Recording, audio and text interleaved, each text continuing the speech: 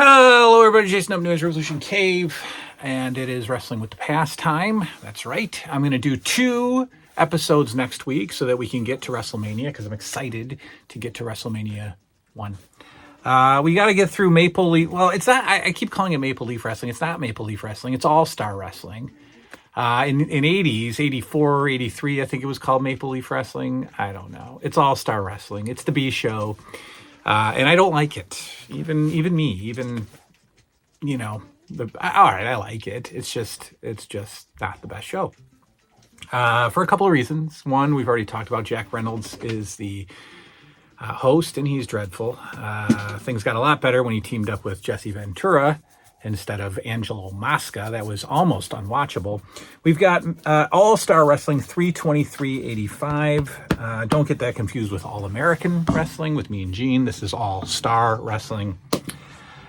We get the debut tag team of Ricky Steamboat and Jimmy Snuka as they take on Terry Gibbs and Goldie Rogers. I don't know what they were going with here, if this was a trial.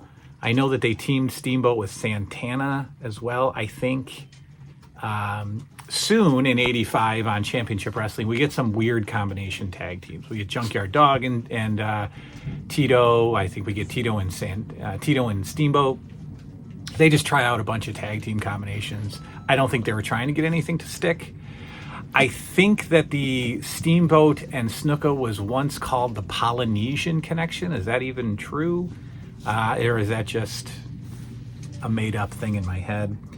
Anyway, both the bad guys attack the good guys before the bell. And then, of course, quickly, Snooka and Steamboat gain the upper hand. Now, as much as I say I don't like the tag team, I liked the tag team in this match.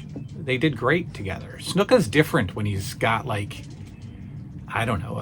coherent tag team partner. Him and Tonga Kid, I don't like that much.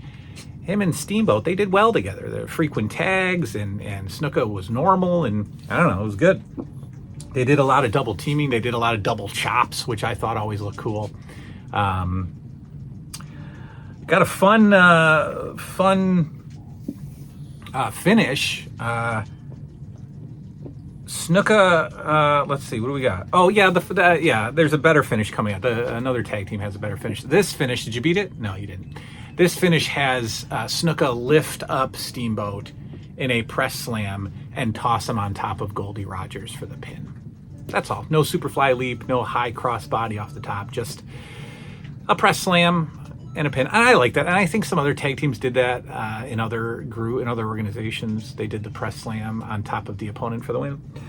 I guess I'd like to see, I don't know. Would I like to see them in a better match? Maybe. I don't know. I just don't like Snooka and Steamboat together. But in this match, I did. I can't figure that out. Next up, we've got Brutus Beefcake versus Mario Mancini. Either I missed it or Mario Mancini wasn't introduced. I assume I missed it, or, maybe he was introduced before the show came back from commercial. This is a terrible match. I mean, I give these job matches a lot of leeway because they're 3-minute TV matches. I don't expect 10-star matches, right? But this one's bad. Mario Mancini gets absolutely no offense in, and Brutus Beefcake just kind of tosses him around. We get a 3 or 4 headlocks. We get a body slam. We get some forearm smashes on the back. A lot of stalling from Beefcake. A lot of yappy interference from Johnny V. And then out of nowhere, we get that beautiful flying knee onto Mario Mancini for the victory. Really, really bad TV match. Just a dud of a TV match. Next up, we've got Jimmy Powers versus Greg Valentine. That's right, Jimmy. Jimmy Powers, as announced, with a few arm drags early. We get a lot of offense from Jimmy Powers, including a nice-looking drop kick. During the match, Jesse and Jack Reynolds are talking about WrestleMania. And Jack Reynolds constantly gets things wrong. He constantly calls things incorrectly.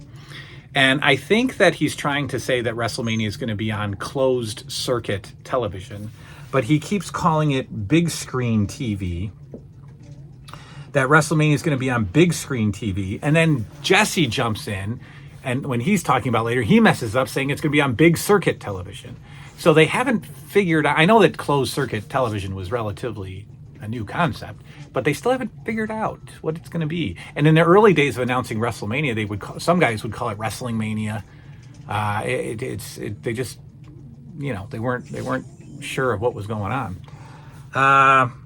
Jack Reynolds also says that it's going to be that closed circle is going to be in 15 states across the United States. I don't think that was true. I think it was there was at least 15 locations in Boston alone, I think, or Massachusetts alone that they were going to. I don't know. Jack Reynolds he's awful. Valentine obviously stops the offense quickly with an elbow smash and goes right into the figure four. So these are 2.5, 3.5 minute matches. A little bit of offense from Jim Powers, and then he misses a move, and Valentine hits the elbow, kind of quiets things down, goes right for the figure four. Next up, we have the debut of the British Bulldogs. Very quietly announced, unannounced. They make mention of it at the beginning of the show. I usually fast forward through that because I don't want to be surprised. Or I do want to be surprised. The Bulldogs come out. Davey Boy and Dynamite, of course. All-Star Wrestling has Davey Boy spelled D-A-V-Y, boy. They're taking on Bobby O and Rene Goulet. No, not Bobby O. It's Barry O. So we have like 5 errors on this show as the ring announcer calls Barry O Bobby O. Let's see. Davey Boy and Dynamite look great. They've got the Bulldog logo on the back of their trunks. I think they don't have that long. I think it just says Bulldogs on the back, or they do the Union Jack flag. My dog is right in the way here. Just being here, aren't you? What do we got? We got... They're so fun to see. They're so fun to watch, the Bulldogs. They are such a great tag team. The team of Barry O and Rene Goulet get a little bit of offense on the Bulldogs. And then we just see some extremely fast-paced stuff, especially out of Dynamite Kid. The finish is fantastic. At one point, Dynamite Kid drop kicks Rene Goulet from the top rope. Dynamite Kid's on the top rope. Rene Goulet's coming. Dynamite hits him with a drop kick. As they both kind of land and spread out, Terry Gibbs runs in. Or is it Terry Gibbs? No, it's Barry O, Rene Goulet, whoever. The opponent runs in. Davey Boy Smith goes up to the top rope, hits a drop kick from the top rope. So they both get hit with drop kicks within seconds of each other. That looked cool. That got the crowd screaming. Jesse Ventura was pumped up about this. And then we get a great finish of... let's see, we got Barry O on the ground, Rene Goulet up on the shoulders of Davey Boy Smith. Dynamite Kid goes up to the top rope, jumps off the top rope onto the back of Rene Goulet, down to the prone Barry O with that famous Chris Benoit style flying headbutt for the win. And then Dynamite always does this fun little kip up after he wins. He kind of does a front flip and then lands on his feet, like he springboards off his head kind of deal. It's hard to describe, but the Bulldogs are here. The British Bulldogs are in the World Wrestling Federation. And think about that. Go back in your mind to WrestleMania 1 and know that the British Bulldogs are there already and that Randy Savage is going to be there in 2 months. It's weird. WrestleMania 1 seems like forever ago that you don't think of Randy Savage or the British Bulldogs when you think of WrestleMania 1, but they're there anyway. I don't know. We got Matt Bourne teaming up with Frank Marconi versus the tag team champion U.S. Express, Barry Windham, Mike Rotundo, accompanied to the ring for some reason by Wendy Richter. No idea why we've got Wendy Richter accompanying the U.S. Express, but we do. I still have not seen the U.S. Express in a house show match, and I'd really like to, because I really like them, but all I see are their their TV matches. And I'd really like to see, so I guess WrestleMania 1 will be the first chance I get to see the U.S. Express in a good match against Sheik and Volkov. What do we got? Longer match, really for no reason. Marconi is in the whole time. unfortunately, because it's, Frank Marconi, we didn't see Matt Bourne in there at all. And the good guys just kind of kept working over old Frank Marconi and wouldn't let him get out of the ring. Rotundo with the airplane spin gets the Duke. So there's no interviews. It's over, by the way. That's it. That's the card. There's no interviews this week. We've got a whole bunch of hyping for WrestleMania. We've got the Piper's Pit replay from Madison Square Garden with Mr. T. I'm saving you from having to sit through that again, even though it's good. But that's the problem with, having multiple TV shows.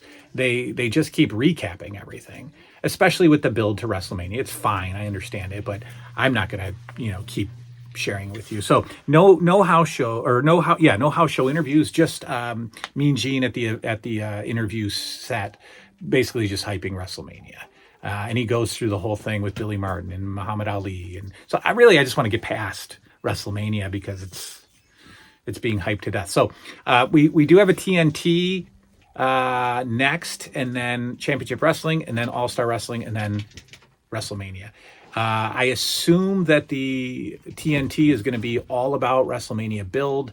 I might cover it with you. I might just do the 2 TV shows and then get to WrestleMania. I'd really like to start what I consider, season 2 of the WWF, not year 2. Just, how nowadays WrestleMania is kind of the season finale for the WWF. I'm looking forward to that. So that'll be next. Hopefully coming soon. Hopefully in the next couple of days, I'll finish up the events prior to WrestleMania. That is all. Good night now.